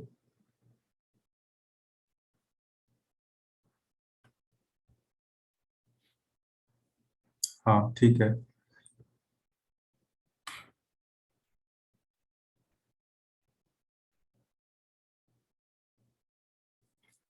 हाँ जी, तो अब क्योंकि शॉर्ट चीजें हमें क्या करना है, कैसे करना है, उस पर मैं डिस्कस एक्चुअली कर रहा था। तो हम सीखेंगे, डाइल्यूशन भी सीखेंगे, और डिफरेंट डिफरेंट डाइल्यूशन कैसे प्रिपेयर होते हैं। जंपिंग जो डाइल्यूशन है, या पोटेंसी जिन्हें जंपिंग पोटेंसी बोलते हैं, वो कैसे हम बनाए, ड्रॉप मेथड से कैसे प्रैक्टिस करें, डायरेक्ट जो सिक्वेंसली जो हम डाइल्यूशन बनाते हैं उनसे कैसे प्रैक्टिस करें, वो सब चीज सब प्रैक्टिकल करके देखा हुआ है मैंने खुद भी। और उन सब चीजों को आपको सामने जो है हम रिवील करेंगे। और कुछ 3 4 5 चीजें ऐसी फिक्स भी आप लोगों के लिए मैं बताऊंगा प्रैक्टिकली, जो आपकी टेबल पे आप लोग रख सकते हैं, जो प्रैक्टिस टेबल होती है आपकी, और वहाँ बहुत हेल्प आपको करेगी। और वो एक तरीके से नए लोगों के लिए बहुत अच्छी चीज होगी, जिनको स्टार्टिंग में समझ में नहीं आता, उनको वो चीजें यूज कर लेनी है पहले से ही। और सब वो एक्चुअली क्या है, different different medicine different different organ पे तो काम करती है, लेकिन हमारे पास कुछ ऐसी रेमेडी भी है इलेक्ट्रोहोम्योपैथी में जो यूनिवर्सली काम कर रही हैं, और जिनका जैसे S1 हो गई, S2 हो गई। S2 को आप जोड़ सकते हैं एक बार एक ऑर्गन के साथ, लेकिन S1 को आप एक सिंगल ऑर्गन के साथ नहीं जोड़ सकते। L1 का भी वही है, आप उसको कहीं भी यूज कर सकते हैं, F1 भी है, WE भी है। तो ऐसे बहुत सारी चीजें हैं। और कुछ पुराने प्रिंसिपल भी हैं, उनको भी हम लेके चलेंगे कि भाई पुराने तरीके से कैसे चीजों को यूज कर सकते हैं। जैसे आप लोग देखेंगे कि S1 को खाने से पहले हमेशा चलाओ, S10 को खाने के बाद हमेशा चलाओ, और स्लास को आप नाइट में दे सकते हैं, सभी को दे सकते हैं, या कॉन्स्टिपेशन वाले को दे सकते हैं। वो सब चीजें भी हो सकती हैं, लेकिन एक्चुअली वही बात आ जाती है कि आज का इन्वायरमेंट और आज से 100 साल पहले, जो 100 ईयर्स पहला जो इन्वायरमेंट है, वो उसमें बहुत सारे डिफरेंसेस आ गए हैं, और बहुत सारी रेजिस्टेंस पावर भी हमारे अंदर आ गई है। और बहुत सारे पेस्टिसाइड, इंसेक्टिसाइड यूज होने की वजह से हमारे बॉडी में बहुत सारे जो इनऑर्गेनिक कंपोनेंट है वो जमा होने शुरू हो जाते हैं। वो कहीं ना कहीं हमारी रेमेडी को अपोज भी करते हैं। ऐसा नहीं है कि रेमेडी काम नहीं करती है, लेकिन अपोज वो करते हैं। आप लोग देखिए, जो कोई भी सब्सटेंस जो है वो वर्ल्ड में कंप्लीटली खत्म नहीं होता है, उसकी फॉर्म चेंज हो जाती है। तो किसी फसल में किसान ने जो है कोई पेस्टिसाइड डाल दिया, ठीक है, उसकी एक एज है कि 40 दिन बाद या 20 दिन बाद वो जो है एक प्रोसेस के थ्रू प्लांट से बाहर निकल जाएगा। लेकिन एक्चुअली कंप्लीटली वो नहीं जाता है, वो कुछ ना कुछ उसका पार्ट सोइल में, धरती में, जमीन में भी रह जाता है, और कुछ पार्ट उसका प्लांट में भी रह जाता है। हाँ, डिटॉक्स फॉर्मुलेशन भी शेयर होगा, सब सब कुछ शेयर होगा सर। लेकिन फर्स्ट डे से आप लोग फॉर्मुलेशन उसकी बात ना करें तो प्लीज ज्यादा अच्छा है। पहले बेस क्लियर करें, 1 मंथ केवल बेस के लिए, 1 मंथ केवल बेस के लिए आपको रखना है, बेस क्लियर हो जाए। मैक्सिमम पार्टिसिपेंट वैसे ही हैं जिनको मैं जानता हूं कहीं ना कहीं किसी तरीके से मेरे साथ जुड़े हुए हैं, पिछले कुछ 1 साल से, कुछ लोग 2 साल से, कुछ लोग 1.5 साल से। तो पहले कोशिश करनी है हमें कि हमारा बेस जो है वो क्लियर हो जाए, बेस में हमारी रेमेडी का सिलेक्शन क्लियर हो जाए, कौन सी रेमेडी का work of area, work of action, वो सब क्लियर हो जाए। फिर फॉर्मुलेशन तो आप खुद ही बनाएंगे, ऐसा नहीं है कि हर बार आपको मेरी या सीनियर लोगों की जरूरत पड़ेगी, आप लोग खुद क्रिएट करेंगे। कुछ भी प्रॉब्लम नहीं होगी आपके सामने, कभी भी कोई प्रॉब्लम नहीं आएगी। आप लोग का अगर बेस क्लियर होगा, आप लोग को ये पता है कि इस रेमेडी का टारगेट ऑर्गन ये है, और इस रेमेडी को इस डायल्यूशन में देने से उस ऑर्गन पे ये इफेक्ट करेगी, इस डायल्यूशन में देने से उस ऑर्गन पे ये इफेक्ट करेगी, और इस डायल्यूशन में देने से वो रेमेडी इस ऑर्गन के साथ साथ दूसरे ऑर्गन पे भी इफेक्ट डालेगी। ठीक है ना? तो वो जब आप सीख जाएंगे तो फिर आप देखेंगे फॉर्मुलेशन कितने आसानी से निकलते हैं। मान लो S5 कोई रेमेडी है कि भाई लीवर पे काम कर रही है, लेकिन मसल पे भी काम करती है वो, और कब मसल पे काम करेगी, कब लीवर पे काम करेगी। S5 को अगर हम 200 में दे दें तो फिर वो लीवर के अलावा दूसरी जगह भी पहुंच जाएगी। ऐसे डिजीज भी तो देखोगे ना आप, आपको डिजीज भी तो देखना है कि क्या केवल लीवर पे है वो, या गॉल ब्लेडर में ही है केवल, या गॉल ब्लेडर में ना रह के वो कहीं ना कहीं जो है आपकी इंटेस्टाइन तक भी पहुंच गई है, ये फिर वो लीवर तक भी पहुंच गई है, या लीवर की वो गॉल ब्लेडर में भी चली गई, वो इंटेस्टाइन को भी इफेक्ट कर रही है, और वो किडनी पे भी चली गई। लीवर और किडनी का तो बिल्कुल पति पति पत्नी का साथ होता है। किडनी को तकलीफ है तो लीवर को होगी, लीवर को तकलीफ है तो किडनी को होगी। तो ये चीजें हमें ध्यान रखनी होती हैं। जी हाँ, स्टोन के लिए भी है S5, बर्बेरिस उसमें होता है, और पॉजिटिव या फिर एक तरीके से न्यूट्रल में देने से वो पथरी को जो है बारीक थोड़ा सा तोड़ देती है, तोड़ के बाहर निकालने का काम करती है। तो बहुत सारे चीजें हैं, बहुत सारे हम पढ़ेंगे। ऐसा बिल्कुल ये कह देना कि S5 लीवर की रेमेडी है, S2 ब्लेडर लाइक उसकी रेमेडी है, तो वो बिल्कुल बिल्कुल भी वो सही नहीं होगा। हर डायल्यूशन में अलग तरीके से काम करती है, और सब मैटेजी के प्रिंसिपल पे ही हम लोग काम कर रहे हैं। लेकिन मैटेजी जितने दिन वो उनकी लाइफ रही है, अगर उनकी लाइफ 10 साल और रही होती तो एक तो इलेक्ट्रोहोम्योपैथी बहुत ऊपर होती, और मैं ये समझता हूँ कि कुछ और प्लांट्स भी वो उसमें ऐड करते।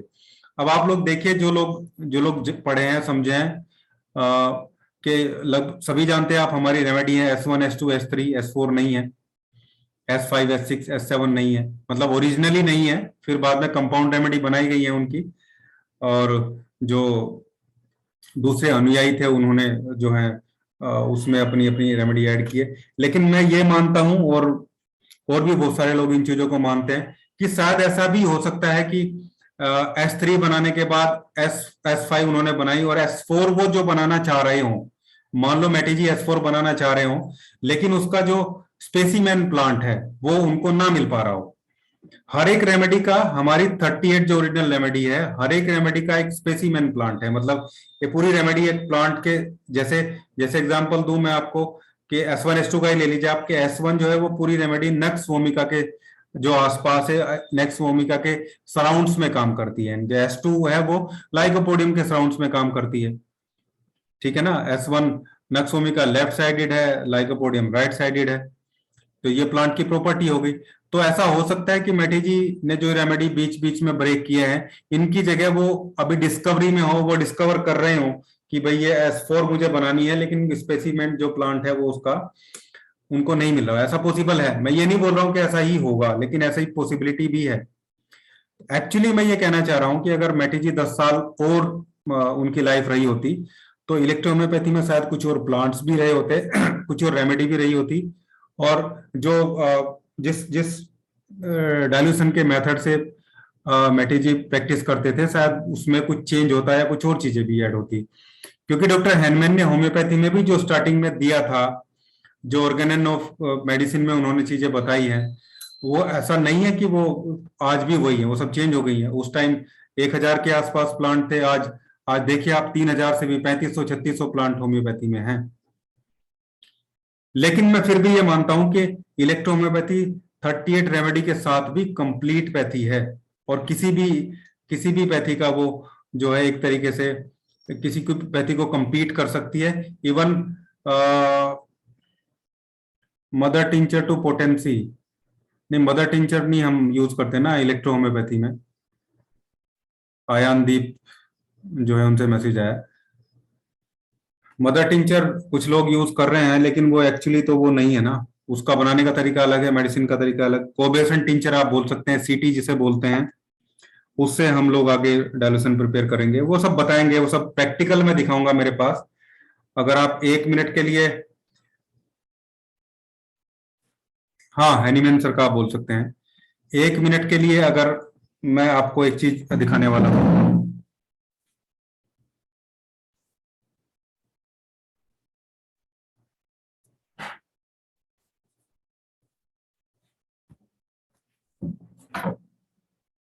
ये सभी देखिए, ये ऐसे सब 38 रेमेडी के जो टिंचर हैं, जो जो क्रूड आप जिसे बोल सकते हैं या कोबेसन टिंचर बोल सकते हैं, वो सब हैं। और लाइव प्रैक्टिकल मैं कोशिश करूंगा, आपको मैं दिखाऊंगा, बिल्कुल मैं लाइव ही कोशिश करूंगा।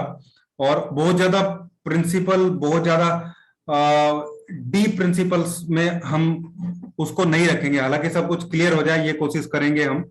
बेसिक्स में फर्स्ट 1 मंथ की मैं बात कर रहा हूँ, जो बेसिक्स होगा हमारा 38 रेमेडी का, तो हमें कोशिश करनी है कि फर्स्ट मंथ में हम सब कुछ क्लियर करें बहुत अच्छे से, और इतना क्लियर करें कि किसी भी रेमेडी का नाम लेते ही उसकी पिक्चर आपके माइंड में आ जानी चाहिए। मैंने बोला S2 तो आपके माइंड में आ जानी चाहिए, S2 कैसे काम करती है और किस डायल्यूशन में कहाँ कहाँ वो काम कर सकती है, वो सब आपके माइंड में हमेशा चीजें आ जानी चाहिए। ये फर्स्ट जो बेसिक हम क्लियर करेंगे वो क्लियर होगा, डाइल्यूशन भी फिर उसी में आ जाएगा। ग्लोब्यूल्स कैसे बनेंगे वो सब मैं प्रैक्टिकल लाइव आपको दिखाऊंगा कि ग्लोब्यूल प्रिजर्व करना है तो हम कैसे करें। प्रिजर्व का मतलब है कि सेम डाइल्यूशन हमें उसमें देना है, और डाइल्यूशन चेंज करना है ग्लोब्यूल में तो कितने ड्रॉप डालनी है, पेशेंट को कैसे देना है, वो सारी चीजें। क्योंकि कुछ लोग चाहते हैं कि वो केवल ग्लोब्यूल्स में प्रैक्टिस करें, तो वो भी पॉसिबल है, ऐसा नहीं है। बस आपकी remedy pure RS rectified spirit base होनी चाहिए। कुछ लोग चाहते हैं कि वो केवल डिस्टिल वाटर में करें, तो वो केवल उसमें कर सकते हैं, या मिक्स में कर सकते हैं, डिस्टिल वाटर के साथ थोड़ा RS मिला के कर सकते हैं। उससे फंगस और दूसरी चीजों का चांस नहीं रहता है। 5-10%, 10% RS के साथ आप कर सकते हैं। तो ये सब कुछ बेसिक रहने के बाद फिर हम चलेंगे एक तरीके से अपना ह्यूमन बॉडी जो होती है। अब उसमें सिस्टम वाइज हम लोग स्टार्ट करेंगे, सिस्टम वाइज डिस्कशन करेंगे। मान लो डाइजेस्टिव सिस्टम हमने लिया, या एंडोक्राइन सिस्टम हमने लिया, ठीक है ना, या एक्सक्रिएटरी सिस्टम हमने लिया, तो वो उसका बेसिक जो चीजें हैं वो हम पढ़ेंगे, उसमें कौन कौन से ऑर्गन है, ठीक है ना, और उनका आपस में क्या रिलेशन है, और जितने भी मेन ऑर्गन है उन सबको अलग से मैं आपको बताऊंगा इलेक्ट्रोहोम्योपैथी रेमेडी का क्या इफेक्ट है, और उस पर्टिकुलर सिस्टम में डिजीज जो डिजीज हो रही है पर्टिकुलर सिस्टम में, उन डिजीज को हम कैसे ट्रीट कर सकते हैं, कंप्लीट फॉर्मुलेशन में बताऊंगा। और एक चीज और है, हर कोई हर एक डिजीज में परफेक्ट नहीं हो सकता है, तो सभी किसी में मास्टरी करने की कोशिश कर सकते हैं। आप लोग एज ए जनरल फिजिशियन काम करेंगे, वो सीधी अच्छी बात है, सीधी बात है। लेकिन किसी एक डिजीज में या किसी एक पर्टिकुलर सिस्टम के डिजीज में मास्टरिंग आप लोग कर लेंगे तो वो ज्यादा अच्छा रहेगा, क्योंकि हर कोई हर एक में मास्टर नहीं हो सकता है, ठीक है ना। लेकिन अगर आपको प्रिंसिपल पता है तो आप कुछ भी ट्रीट कर सकते हैं। जैसे कुछ लोग पेन के लिए कर सकते हैं, कुछ लोग एलर्जीज के लिए कर सकते हैं, ठीक है ना। जैसे मैं अपनी अगर क्लियर करूं तो जो कोल्ड एलर्जी होती है, साइनस की एलर्जी हो गई, इसमें बहुत अच्छी मास्टरी मुझे हो गई पिछले कुछ सालों में। ऐसे ऐसे लोग जो 7 साल से 8 साल से एंटी एलर्जिक मोन्टेलुकास जैसी चीजें ले रहे हैं, 1 वीक में, 8 दिन में, 10 दिन में हमारी मेडिसिन उनको सही कर दे रही है। हालांकि ट्रीटमेंट तो लंबा चलता है। ऐसे ही पाइल्स में बहुत अच्छी पकड़ मेरी हो गई है। 2 दिन 3 दिन में ही चीजें राहत हो जाए। ऐसे बहुत सारे पेशेंट डॉक्यूमेंटेड हैं मेरे पास जो सर्जरी के लिए जाने वाले थे, और 3 महीने, 4 महीने, 6 महीने में उनको उस लेवल पे ले आए कि अब वो बोलते हैं कि सर्जरी की रिक्वायरमेंट नहीं है। इवन वो सर्जन के पास जाते हैं तो वो भी बोलता है कि हाँ, सर्जरी की रिक्वायरमेंट नहीं है, ठीक हो जाएगा। ऐसे ही माइग्रेन और हेडेक में बहुत अच्छे रिजल्ट मुझे मिल रहे हैं। मेरी अपनी किट के साथ ही जो मैं आप लोगों को देता हूँ वही मेडिसिन मैं भी यूज करता हूँ। और ऐसा नहीं सब जगह काम करती है, ऐसा भी नहीं है कि और जगह रिजल्ट नहीं है। लेकिन ये कि मैं मास्टरी की बात कर रहा हूँ कि हाँ भाई, जब इन ये 3 टाइप के पेशेंट मेरे पास आते हैं तो मेरा कॉन्फिडेंस लेवल पहले से 10% एक्स्ट्रा होता है। 100% है तो 110% होता है। ऐसे ही आप लोगों को भी कर लेना है। फॉर्मुलेशन में शेयर करूंगा आपके साथ, मैंने पहले भी किए हैं, मेरे यूट्यूब चैनल पे भी, मेरी वेबसाइट पे भी, मेरी बुक में भी आप लोग देखेंगे। और सारे फीडबैक मेरे पास हैं। जितने लोग मेरे साथ जुड़े हैं वो सब फीडबैक देते रहते हैं। ऐसे बहुत सारे लोग हैं जिनकी प्रैक्टिस बढ़ी है, 70 to 80% जिन्होंने फॉर्मूले प्रूव कर लिए हैं। तो वाक बट की तरह ही मैंने चीजों को यूज किया है।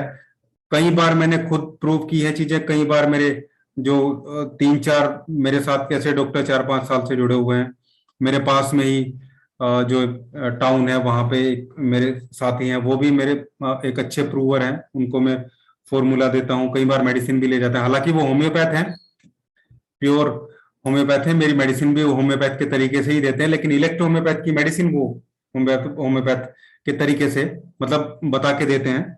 और बहुत सारे फॉर्मुलेशन, बहुत सारे पेटेंट भी उनके पास जो मेरी रेमेडी के वो जाते हैं। खासकर जो हेडेक के हैं उसमें वो उनको प्रॉब्लम आती है। वो बोलते हैं कि ठीक है कि हमारे पास लेफ्ट साइड के लिए रेमेडी है स्पाइजीलिया, राइट साइड के लिए रेमेडी है सेंगोनेरिया, पल्सेटिंग हेडेक के लिए बेलाडोना है। लेकिन कई बार ऐसा पेशेंट आता है वो बता ही नहीं पाता है। हेडेक और माइग्रेन के मैक्सिमम पेशेंट आपको आज की डेट में ऐसे मिलेंगे जो ये नहीं बोलेंगे कि एक साइड में है। पहले ऐसा था, मेरे साथ भी ऐसा था कि मैक्सिमम लोग ऐसे आते थे कि हमें केवल राइट साइड में प्रॉब्लम है या हमें केवल लेफ्ट साइड में प्रॉब्लम है।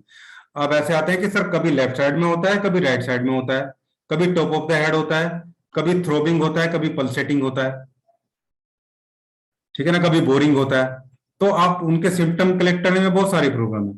अब उनको हमने अपना कॉम्बिनेशन बना के दिया, वही एस्टेन वाला जो मैं आप लोगों को देता हूँ, एस्टेन C1 वर्मन वाई, F1 भी ऐड कर सकते हैं। तो ये लगभग सभी टाइप के हेडेक में आप देंगे, काम करेगा। A2S5C5 और WE मैं बोलता हूँ, मेरे सारी बुक में और सब जगह लिखा हुआ है, वो आप अप्लाई कराइए उनको। तो ये कुछ चीजें हैं जो धीरे धीरे, ऐसा नहीं है कि फॉर्मुलेशन नहीं होंगे हमारी क्लास में। मैं कोशिश करूंगा कि हर क्लास में 1 फॉर्मूला 2 फॉर्मूला आपको ऐसे आते रहेंगे, ऑटोमेटिकली ही आते रहेंगे। S1 पढ़ाऊंगा तो S1 के फॉर्मूले आएंगे ही आएंगे। और अगर देखो मैं क्या है, मैं बहुत सिस्टमेटिक आदमी हूँ। बहुत सिस्टमेटिक तरीके से मैं सारी चीजें डॉक्यूमेंट करता हूँ, नोट करता हूँ। पढ़ना और पढ़ाना जो मेरा शौक है, मतलब पैशन है मेरा, मेरी हॉबी है।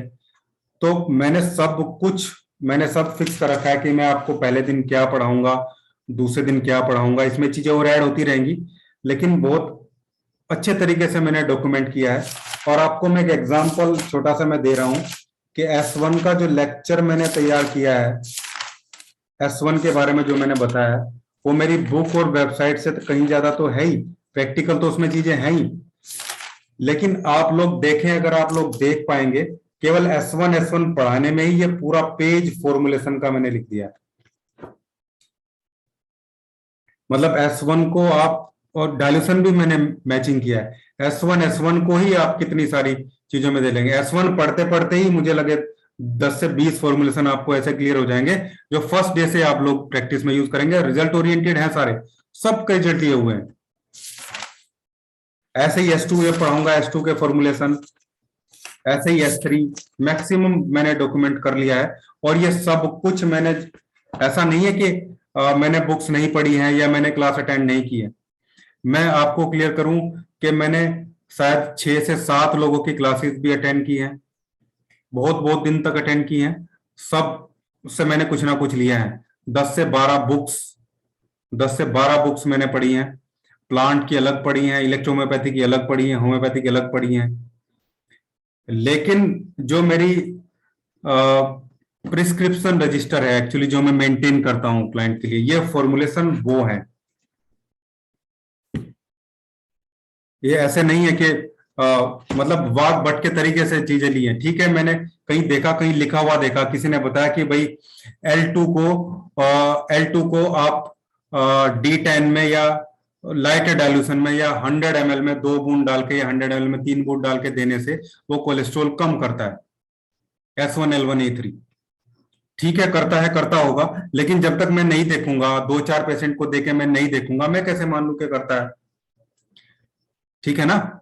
आप लोगों को भी वैसे ही करना है। बस आप लोगों को क्या है, सब कुछ रेडी चीजें मिल रही हैं, लेकिन आप लोगों को प्रूव करना है। जो भी फॉर्मुलेशन मिलेगा वो यूज करना है। डायरी केवल इसलिए नहीं है कि मैंने बताया आप लोगों ने लिख लिया। डायरी केवल इसलिए नहीं है, डायरी में जो लिखा है वो प्रैक्टिकली आपको करना है। किसी के पास 4 पेशेंट आते हैं, किसी के पास 5 आते हैं, किसी के पास 10 आते हैं, लेकिन आते तो है ना सभी के पास, 1-2 भी आते हैं जो स्टार्टिंग करते हैं स्टार्टिंग में। तो आप लोग उनको देंगे तो उनको डॉक्यूमेंट भी करना है, अच्छे से डॉक्यूमेंट करेंगे तो आपको रिजल्ट भी आएंगे। तो डॉक्यूमेंटेशन बहुत जरूरी है। और वही मैं फॉर्मुलेशन की बात कर रहा हूं कि फॉर्मुलेशन आप नहीं पूछेंगे तो भी बहुत सारे फॉर्मुलेशन आपको मैं देने वाला हूं, हर एक रेमेडी के साथ में। 38 रेमेडी पढ़ते पढ़ते ही मैं मान के चलूंगा कि 200 से 250 फॉर्मुलेशन आपके पास ऐसे आ जाएंगे जो प्रैक्टिकल होंगे और लाइव होंगे। लेकिन सबसे बड़ी चीज ये होगी कि फॉर्मूला तो आपने लिया, फॉर्मूला तो आपको दिया गया, लेकिन फॉर्मूला क्यों दिया गया ये क्लियर होना जरूरी है। तो जब हम S1 पढ़ेंगे, S1 हम पढ़ रहे हैं और S1 का एक फॉर्मूला हमने आपको बता दिया, ठीक है, तो आपको ये क्लियर है कि हाँ भाई S1 इस फॉर्मूले में इसलिए दिया है क्योंकि हमने S1 वहां पे पढ़ा था, और that were the properties of S1। S1 की ये प्रॉपर्टीज थी, इस वजह से S1 हमने यहां पे सेलेक्ट किया है। तो वो या S5 या कुछ भी ऐसे होगा। और मैंने आपको बताया 4-5-6-7 या लगभग 10 फॉर्मुलेशन ऐसे आपको मैं दे दूंगा जो 20 डिजीज के पेटेंट फॉर्मुलेशन होंगे। और अब 10 आपको मिल गए तो आप मान के चलिए कि 200 डिजीज। एक जनरल प्रैक्टिशनर कोई भी हो, किसी भी एरिया में आप प्रैक्टिस करते हैं, तो 40 से 50-60 डिजीज के जो पेशेंट है वो आपके पास आते हैं। क्रोनिक को छोड़ दीजिए आप, जो जनरल प्रैक्टिस की मैं बात कर रहा हूं। तो जब आपके पास 200 डिजीज के फॉर्मुलेशन हैं तो फिर क्या क्या समस्या? कुछ भी प्रॉब्लम नहीं है, प्रूव्ड है सारे, आप खुद प्रूव करेंगे। लेकिन जो प्रूव होगा वो आप लोग, जो टेलीग्राम ग्रुप बाद में डालूंगा उसमें जरूर आपको चीजें शेयर करनी है दूसरों को सीखने के लिए, और उसी से सब कुछ क्लियर हो जाएगा।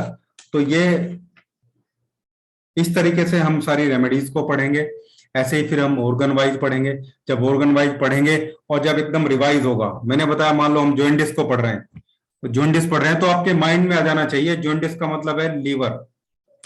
ठीक है, और लीवर पे काम कौन कौन सी रेमेडी करती हैं भाई? 38 रेमेडी हमने पढ़ी थी, और ये 4-5 रेमेडी हैं जो डायरेक्टली लीवर पे काम करती हैं, डायरेक्टली इनडायरेक्टली कैसे भी। तो वो सब पिक्चर एकदम माइंड में क्लियर हो जानी चाहिए कि ये 4-5 रेमेडी सिलेक्ट कर ली, ये जॉइंडिस पे इंटरनली काम करेंगी। डायल्यूशन भी सिलेक्ट कर लेंगे हम, क्या कंडीशन है उसको देख के, कोई दिक्कत नहीं है। लेकिन एक बहुत बड़ा रिवॉल्यूशन है, बहुत बड़ी क्रांति है हमारी इलेक्ट्रोहोम्योपैथी में, वो है एक्सटर्नल एप्लीकेशन, जो ना तो होम्योपैथ में है, आयुर्वेद में थी लेकिन वो अब विलुप्त हो गई है। एक्चुअली मैं आपको बताऊं कि होम्योपैथ, इलेक्ट्रोहोम्योपैथ तो होम्योपैथ से निकला है, इसमें कोई हमें मानने में गुरेज नहीं है। हालांकि बहुत सारी चीजें करेक्ट करी है मैटी जी ने, लेकिन अगर आप देखें मैटी जी ने 2-3 चीजें बहुत ध्यान से पढ़ी है। पैरासेल्सिस मतलब थियोफ्रेस का जो प्रिंसिपल है वो उन्होंने बहुत ध्यान से पढ़े हैं। उन्होंने होम्योपैथी को बहुत ध्यान से पढ़ा है, और एक एल्केमी जो होती है, एल्केमिस्ट्री, उसको भी शायद उनको नॉलेज, उन्होंने चीजें देखी होंगी, कोहेशन चीजें वहां से। हालांकि बहुत सारे डाउट हैं एल्केमी, जो एल्केमी होती है, एल्केमी मेथड है एल्केमिस्ट्री पे, और कोहेशन एल्केमिस्ट्री है या एल्केमी है, उस पर भी बहुत सारे डाउट हैं, लेकिन वो फार्मेसी का मैटर है, हमें उस पर बहुत जाने की जरूरत नहीं है। हाँ, ये हमें मान लेना चाहिए कि हमारी इलेक्ट्रोहोम्योपैथी में अभी भी 2 से 3 तरीके से मेडिसिन बन रही है, 3 तरीके से मेडिसिन बन रही है। तीनों टाइप के अलग अलग आपको D3 किट अवेलेबल होती है, तीनों का काम करने का तरीका अलग है। तो डाइल्यूशन जब मैं आपको बताऊंगा, सिखाऊंगा, आपको ये भी माइंड में रखना है कि आप कौन सी फार्मेसी की मेडिसिन यूज करते हैं। जैसे मैं आपको बताऊं, कुछ लोग प्लांट को फर्मेंट करके, सड़ा के, गला के कोवेसन टिंचर बनाते हैं, कुछ लोग एल्केमिस्ट के तरीके से बनाते हैं। मतलब उनका ये मानना है कि भाई मरकरी, सल्फर और साल्ट जो सोडियम होता है, ये सब प्लांट में अलग अलग जगह जो है उपलब्ध होते हैं, अलग अलग जगह अवेलेबल होते हैं, कोई स्टेम में, कोई पत्ती में, कोई फल में। तो उनको अलग अलग ही जो है कलेक्ट किया जाता है, कलेक्ट करने के बाद फिर मिलाया जाता है, मतलब प्लांट के अलग अलग पार्ट को अलग अलग तरीके से एक्सट्रैक्ट करके वो मिलाते हैं। और इसी को बोलते हैं कि कोऑर्डिनेशन का मतलब भी यही है, पहले अलग करना फिर मिलाना। तो कुछ लोग ऐसे करते हैं, कुछ लोग बिल्कुल हरा जो प्लांट होता है, बिल्कुल जो फ्रेश प्लांट होता है, कुछ उसको कोऑर्डिनेशन उससे करते हैं। कुछ लोग प्लांट कुछ दिन, क्योंकि मान लो कोई प्लांट हमारे कंट्री में नहीं है, या मैं यहाँ उत्तराखंड में मेडिसिन बनाता हूँ और जो मेरा प्लांट है वो प्लांट प्लांट जो है केरला से आना है, तो केरला से प्लांट को आने में मेरे पास कुछ टाइम तो लगेगा ना, तो वो बिल्कुल फ्रेश तो नहीं हो सकता है। या कोई प्लांट इंडिया में है नहीं, वो बाहर से आना है, तो जो एजेंसी मुझे पहुंचाएगी उसको 1 दिन 2 दिन तो लगेगा ना प्लांट को भेजने में। तो वही है, कुछ लोग बोलेंगे कि हम बिल्कुल ग्रीन प्लांट से बनाते हैं, कुछ लोग बोलेंगे कि भाई ग्रीन प्लांट अवेलेबल नहीं होते इसलिए पुराने प्लांट से भी बनाते हैं, कुछ लोग फर्मेंट करके बनाते हैं, कुछ लोग उसको एक तरीके से डायरेक्टली वेपराइज करते हैं, कुछ लोग बोलेंगे हम अल्कोहल में सड़ाते हैं, फर्मेंट करते हैं, कुछ लोग बोलेंगे हम प्योर डिस्टिल वाटर में करते हैं। तो सबका अलग अलग तरीका है, अलग अलग कथाएं हैं। इसी वजह से आईडीसी में बहुत सारा जो भ्रम है वो फैला हुआ है। तो देखो, यूनिवर्सल होना बहुत जरूरी है, स्टैंडर्डाइजेशन होना बहुत जरूरी है। हम लोग तो बहुत छोटे लोग हैं, हम लोग तो प्रैक्टिशनर हैं, आप हम सब लोग जनरल प्रैक्टिशनर ही हैं। हम लोग सोच सकते हैं, थिंक कर सकते हैं, हमें जो लोग गाइड करेंगे हम उसको प्रूव कर सकते हैं। तो ये बहुत सारी चीजें आपके सामने आएंगी, बहुत सारे कंफ्यूजन आपके सामने क्रिएट करने की कोशिश की जाएगी। कुछ लोग बोलेंगे कि भाई 19 में प्रैक्टिस करो, कुछ लोग बोलेंगे 147 में प्रैक्टिस करो, ऐसी बहुत सारी चीजें आपके सामने आएंगी। वो सब लेकिन मैं कोशिश करूंगा कि बिल्कुल क्लियर करूं। आप 19 में करें, 147 में भी कर सकते हैं, ऐसा नहीं है, सब सब तरीके से अवेलेबल है। आप कुछ लोग ऐसे केवल 19 में ही कर रहे हैं, कुछ लोग ऐसे केवल 147 में ही कर रहे हैं। मैठी जी किस में कर रहे थे, ये मैं नहीं कह सकता कि बिल्कुल क्लियर है, जब उन्होंने कोई बुक लिखी नहीं, वो अपने जीवित रहते हुए अपनी लाइफ में उन्होंने किसी को दी नहीं, तो उसमें भी मुझे बहुत डाउट है कि उसमें उसके साथ फ्रोजरी नहीं हुई होगी, कुछ ना कुछ तो हुआ होगा। लेकिन फिर भी कुछ चीजें ओरिजिनली अवेलेबल हैं, और वही उसमें भी है, डाइल्यूशन में भी 19 है। जैसे डेसिमल जो 19 वाला है उसको हम डेसिमल बोल रहे हैं, 147 को बोल रहे हैं कि भाई ये हाफ सेंटिसिमल है, 150 को कहीं ना कहीं एडजस्ट किया। ऐसा बहुत सारी जगह मैंने पढ़ा है, शायद ऐसा मैटी जी ने सोचा भी होगा कि हम भी बिल्कुल होम्योपैथ की तरीके से डाइल्यूशन देंगे तो कहीं ना कहीं एक जैसा एक जैसी समरसता देखने को मिलेगी, तो उन्होंने ऐसा किया होगा कि भाई हम इसको एडजस्ट करके थोड़ा चेंज कर लें। फिर 1:100 का रेशियो हो गया, कुछ लोग 199 भी बोलते हैं उसको। और जो कुछ लोग हमारे सीनियर लोग हैं जो ऐसा बोलते हैं कि भाई 199 से मतलब 450 ml में या 1 लीटर पानी में आप इतने D3 डाल दो और फिर उसी से डायरेक्ट प्रैक्टिस करो, तो कहीं ना कहीं वो 199 वाले रेशियो को फॉलो कर रहे हैं। और सेंटिसिमल उसको बोलते हैं। फिर होम्योपैथी में तो आगे की चीजें भी आ गई हैं, 50 मिलीसिमल, 50,000 के एवज में 1 ड्रॉप, मतलब 1 ml मेडिसिन का 50,000 ml या 1 ड्रॉप और 50,000 ड्रॉप, 50 मिलीसिमल। तो हमारे लोग भी कुछ काम कर रहे हैं, ऐसा नहीं है, कुछ लोग काम कर रहे हैं और काम होना चाहिए। डाइल्यूशन और पोटेंसी पे तो हमेशा काम होता रहना चाहिए। एक डाइल्यूशन और पोटेंसी पे भी बहुत डाउट है, वो मैं आज फर्स्ट क्लास में ही आपको क्लियर कर दे रहा हूँ। और साइंटिफिकली चीजों को देखो मैं लेके चलता हूँ, ऐसा चीज नहीं है कि ऐसे उठा उठा के इधर से उधर हम चीजें कर सकते हैं। डाइल्यूशन का मतलब होता है डाइल्यूट करना। जो मोलिक्यूल्स होते हैं किसी भी सब्सटेंस के, उनके बीच की एक फिक्स डिस्टेंस होती है जब वो अपनी ओरिजिनल स्टेट में होता है। अगर हम कुछ मीडियम मिला के उनके जो मॉलिक्यूल की जो डिस्टेंस है, आपस की जो डिस्टेंस है, उसको हम कम कर दें, सॉरी बढ़ा दें डिस्टेंस को, तो उसको हम डाइल्यूशन बोलते हैं, डाइल्यूट करना बोलते हैं। अगर सब्सटेंस, जैसे चीनी है, चीनी आप एक 100 ग्राम चीनी में, 100 ग्राम चीनी में आप 100 ml वाटर डालेंगे, तो उसकी कंसिस्टेंसी कितनी होगी? और उसी में अगर आप 200 वाटर डाल देंगे, 200 ml, 200 ml वाटर डाल देंगे, तो उसकी कंसिस्टेंसी कैसी होगी? ठीक है ना? और ये आप सब लोगों ने 10th क्लास तो सबने करी है, उसमें फिजिक्स फिजिक्स और केमिस्ट्री दोनों में आ जाता है, डाइल्यूशन का चैप्टर वहीं पे आ जाता है। आप लोग देखेंगे जब किशमिश बनाने का जो तरीका वो बताया जाता है, उसमें भी आ जाता है कि कितनी कंसिस्टेंसी की जो चीनी का पानी होना चाहिए, शुगर, वाटर ऑफ शुगर होना चाहिए, कि वो जो ग्रेप्स है उसमें अंदर, जो अंदर चला जाए, उसकी कंसिस्टेंसी ज्यादा होगी तो नहीं जा पाएगा। तो डाइल्यूशन का मतलब है डाइल्यूट करना सब्सटेंस को, उनके बीच की डिस्टेंस को बढ़ा देना, मोलिकुलर डिस्टेंस को। और पोटेंसी का मतलब है, पोटेंटाइज करने का मतलब है कि जो उसकी एनर्जी है, जो जो जो मोलिक्यूल है, जो एटम है उसमें, उसकी जो एनर्जी है, उसको उस जो जो आपने डाइल्यूट डाइल्यूट करके बनाया है, जो उसमें व्हीकल डाला है, उसमें भी उसको कर देना, उसमें उसको आ जाना। कहीं ना कहीं वो सक्सेशन से बनती है, मतलब स्ट्रोक देने से वो बनती है। तो मेरा ये मानना है, साइंस का भी यही मानना है, साइंस भी यही कहती है कि आप किसी चीज को डाइल्यूट करते हैं तो वो डाइल्यूशन होता है, और जब आप उसको स्ट्रोक दे देंगे, या उसकी जो एनर्जी है, जो उसकी उसको डायनेमाइजेशन आप कर देंगे, जो उसकी डायनेमिक एनर्जी है, वो जब आप उसके सॉल्यूशन में ले आएंगे, तो वो उस पोटेंसी हो जाती है। और जितना ज्यादा डाइल्यूट होता चला जाएगा, कोई भी सब्सटेंस जितना ज्यादा डाइल्यूट होता चलाएगा, मैक्सिमम जितना आप उसको डाइल्यूट करते चले जाएंगे, उसकी पोटेंटाइज होने की प्रॉपर्टी उतनी ही ज्यादा बढ़ती चली जाएगी। मतलब 19, 147 और 199 में 199 वाले रेसो की ज्यादा कैपेसिटी है पोटेंटाइज होने की।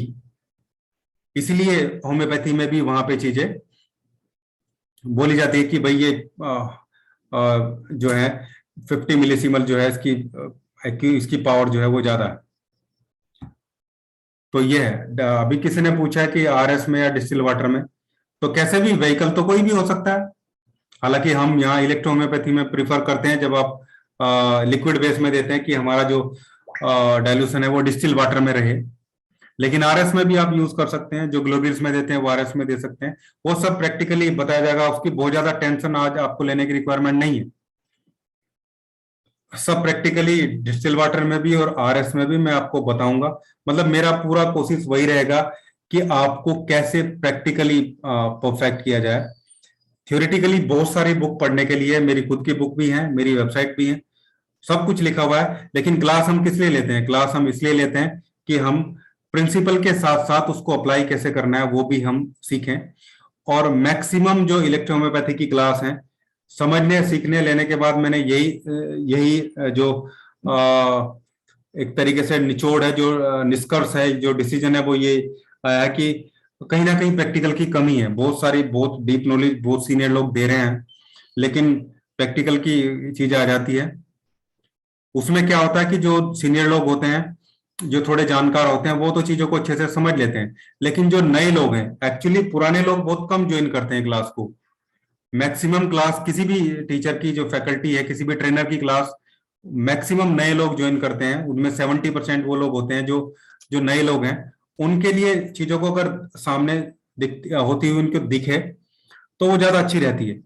अब 3 प्रिपरेशन में प्रैक्टिकली करके आपको ऐसे ही बताऊंगा, जिनका रिजल्ट इतना डायनेमिक रिजल्ट है। एक्सटर्नल प्रिपरेशन है, जो मेरा स्पेशल पेन ऑयल है, जो स्किन का ऑयल है, जो मैंने कुछ लोगों को सैंपल के रूप में दिया भी है। स्किन ऑयल बहुत गजब है, सिंपल इचिंग के लिए और एक्जिमा के लिए भी बहुत अच्छा काम कर रहा है। सोरियासिस पे रिजल्ट हैं उसके, लेकिन मैं 100% नहीं बोलूंगा। सोरियासिस पे कई बार उतने अच्छे रिजल्ट नहीं है, लेकिन रिंग वॉर्म पे और जो फंगल इन्फेक्शन पे बिल्कुल एकदम एक्यूरेट रिजल्ट है उसके। वो कैसे प्रिपेयर होगा वो मैं आपको क्लियर करूंगा। और जो पेन के अलग अलग कॉम्प्रेस है, 2-3 कॉम्प्रेस है, वो भी मैं कोशिश करूंगा। बहुत सारे लोग लेफ्ट कॉम्प्रेस, राइट कॉम्प्रेस, बहुत सारे लोग बना भी रहे हैं, बहुत सारे लोग पूछते भी रहते हैं। उसका भी मैं मेथड बताऊंगा कैसे वो यूज है। देखो मैं साफ क्लियर चीजें बताता हूँ, मैं चीजों को देखता हूँ फिर करता हूँ। मैंने लेफ्ट और राइट कंप्रेस मंगाए भी हैं जहां से वो आते हैं, उनको मैंने यूज भी किया है। यूज करने के बाद फिर उन्हीं बोतल में मैंने अपने खुद के बनाए हैं, वही सेम रिजल्ट के साथ में, क्योंकि मैं समझ गया था कि लेफ्ट साइड में क्या रेमेडी काम कर रही है, राइट साइड में क्या रेमेडी काम करे। आप लोग भी समझ जाएंगे तो सीखेंगे। मैं ये बिल्कुल नहीं बोल रहा हूं कि पेटेंट यूज नहीं करना चाहिए, बिल्कुल यूज करना चाहिए, पेटेंट बनने भी चाहिए, क्योंकि कोई भी पैथी तभी कामयाब होगी जब उसको एक आम जनमानस, एक सिंपल कॉमन मैन भी परचेज करके यूज कर पाएगा।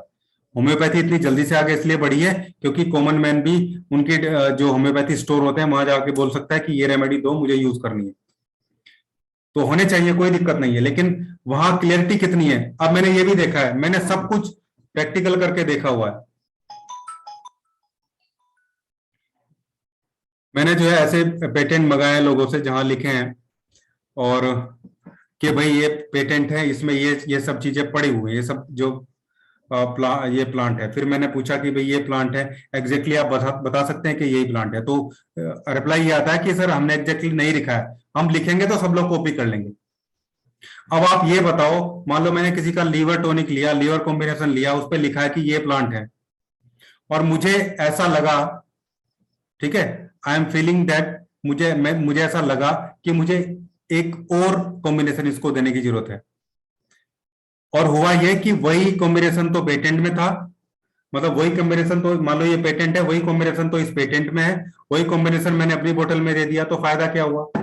तो पेटेंट में ये क्लियर होना चाहिए कि भाई ये रेमेडी पड़ी है, खासकर जो डायरेक्ट टू यूज पेटेंट है। D3 बेस पेटेंट अलग चीज होती है, हालांकि उसमें भी क्लियर है, और अब जो मेरे D3 बेस पेटेंट है उन पे भी मैंने लिख दिया है, रेशियो नहीं लिखा है लेकिन लिख दिया है कौन से प्लांट पड़े हुए, मतलब कोई चाहे तो उस चीजों को वो यूज कर सकता है।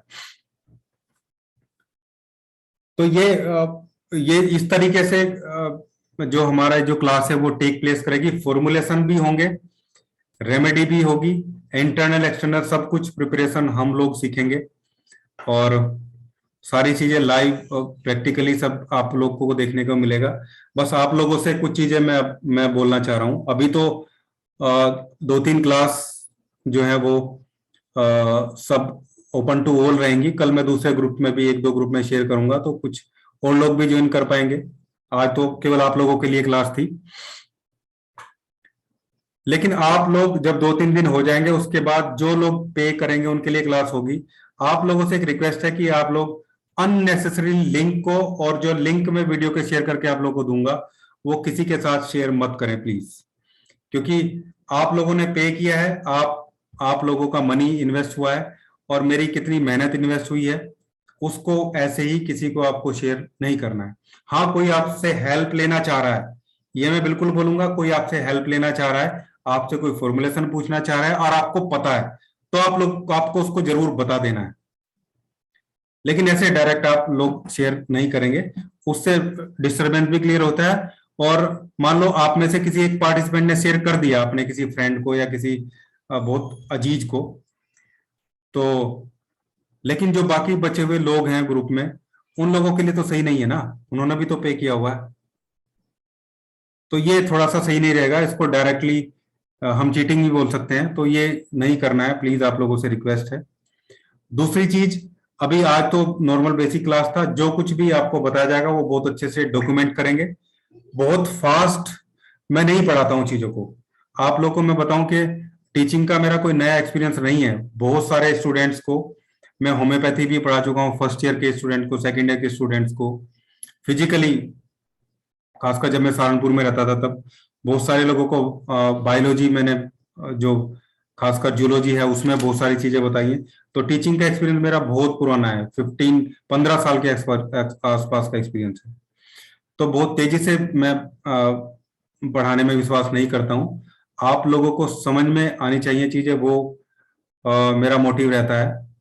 सबसे वीक स्टूडेंट जो होता है उसको लेके चलना होता है, चीजें अपने आप क्लियर हो जाती है, लेकिन डॉक्यूमेंटेशन आपको करनी है, अच्छे से करनी है। जो डाउट होंगे वो आप लोग पूछ सकते हैं, सेम क्लास में भी आपको मौका दिया जाएगा, वो आप लोग पूछ सकते हैं। जैसे अभी मैं अनम्यूट करूंगा 5 मिनट के लिए, तो आप लोग, हालांकि आज ऐसा कुछ है नहीं जो डाउट की बात हो, जैसे कल से हम डिस्कस करेंगे रेमेडी के बारे में, S1 के बारे में कल से जो है वो डिस्कशन स्टार्ट में करूंगा। कुछ प्लांट्स आपको बताने के बाद में, तो कल वो आपके कुछ रहेंगे। फॉर्मुलेशन की बात जो है वो अभी क्लास में ना रखें आप लोग, वो सही भी नहीं है। बाकी जिसको डाउट है वो मुझे या कुछ पूछना है तो आप सब लोग मुझे व्हाट्सअप करते ही हैं, उस पर मैं जवाब देता हूँ। हाँ रवि सर, मैं टेम्परामेंट से आप बोल रहे हैं। मैं S1 एक्चुअली थोड़ा सा इसलिए बताना चाह रहा हूँ कि एक बार थोड़ा सा स्टार्ट हो जाए। बाकी मैं सबसे पहला पॉइंट यही होगा कि पेशेंट हमारे पास आ रहा है, उसको हम कंप्लीटली डायग्नोस कैसे करें, मतलब ये पिक्चर कैसे बन जाए कि हाँ हमें इसको, हमने ये डिटेक्ट कर लिया कि ये ऑर्गन इन्वॉल्व है। तो सबसे पहला डायग्नोस ही होगा, वो थोड़ी देर में ही हो जाएगा। ऐसा नहीं है कि बहुत राम कहानी उसमें है, ऐसा नहीं है। ऐसा ऐसा बिल्कुल नहीं है कि बहुत बड़ी चीजें उसमें बताने की जरूरत है। आप लोग देखेंगे कि पहले आधे घंटे में ही, कल जब मैं बताऊंगा तो आपको बहुत अच्छे से क्लियर हो जाएगा कि कोई पेशेंट आपके पास आया है तो आप उसको कैसे करें। टेम्परामेंट का अलग चैप्टर रहेगा, एक टेम्परामेंट का अलग चैप्टर रहेगा, उसमें कोशिश करूंगा, हो सकता है पूरा दिन उसमें लग जाएगा। रेमेडी के साथ साथ हम उसको करेंगे, लेकिन डायग्नोस कैसे होगा वो मैं आपको कल ही बता दूंगा कि डायग्नोसिस हमें कैसे करना है पेशेंट को आने के बाद में। बाकी आप लोगों के जो सजेशंस है वो हमेशा वेलकम है। कोई भी सजेशन आप लोग देंगे, I will try to implement. ठीक है, एनालाइज करने के बाद कितना पॉसिबल है, लेकिन मैं कोशिश जरूर करूंगा कि, क्योंकि आप लोगों के लिए क्लास हो रही है, उस तरीके से चीजें समझ में आनी चाहिए और उसी तरीके से चीजें आगे बढ़नी चाहिए। तो अभी आज बेसिक में ये चीजें मैंने आपको बताई, इंट्रोडक्शन ही एक तरीके से हुआ, ये ज्यादा कुछ नहीं इसमें चीजें थी। लेकिन फिर भी अगर आप लोग भी पढ़ें कि पैरासेल्स को आप लोग पढ़ लें, ठीक है, और वैल्यूशंस में आपको बताने वाला ही हूं, उसमें कोई दिक्कत नहीं है। टेम्परामेंट भी आप लोगों को सब क्लियर हो जाएगा। तो अब आप लोग अनम्यूट करके पूछ सकते हैं, किसी को कुछ पूछना है तो।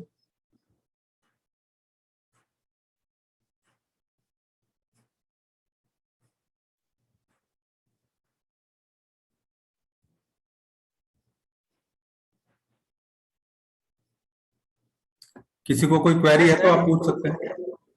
हाँ सर, मैं Sanjeev Kumar Reja from West Bengal. Yes sir. हाँ सर, मेरे को ये पूछना था सर, ये जो आपने बोला कि आपके पास जो फूड मेडिसिन रहता है ना सर, हाँ जी। वो हम लोगों को मिलेगा सर? जो फूड मेडिसिन आपके पास रहता है वो फूड मेडिसिन आपसे हमको मिलेगा सर? सर एक्चुअली क्रूड, देखो क्या है, मैं आप लोगों के लिए इलेक्ट्रोहोम्योपैथी के लिए चीजें हैं। अब आप देखिए कि मेरी वेबसाइट जो चलती है उसमें लगभग 10 से 12 हजार रुपए का खर्च आता है, जो मैं खुद वहन करता हूँ अपने खर्च से। कोई दिक्कत नहीं है लोगों की हेल्प के लिए, लेकिन और मैं D3 भी प्रोवाइड कराता हूँ, ठीक है ना। लेकिन अगर मैं सप्लाई चेन में बहुत ज्यादा इन्वॉल्व हो जाऊंगा तो जो मेरा मेन मोटिव है वो एजुकेशन है, उससे मैं हट जाऊंगा।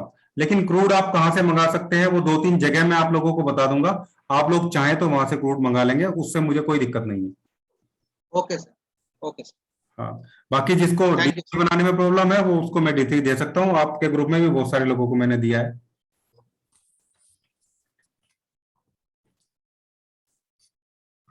ठीक है Sanjeev sir. Good evening sir. Good evening sir. हाँ सर, हाँ सर, ठीक है सर। मैं सर ये राजपुर बोल रहा हूँ सर, झारखंड धनबाद से सर। जी सर जी। हाँ, मैं ये पूछ रहा था सर, जैसे आपने बताया कि आयुर्वेद में वात पित्त कफ को देखते हैं उसका डिस्प्लेंस, हाँ जी। और इलेक्ट्रोहोम्योपैथी भी देखते हैं ब्लड एंड लिम्फ का। हाँ जी। तो उसी तरह होम्योपैथी में क्या बताएं सर? सर सोरा सिफिलिस साइकोसिस।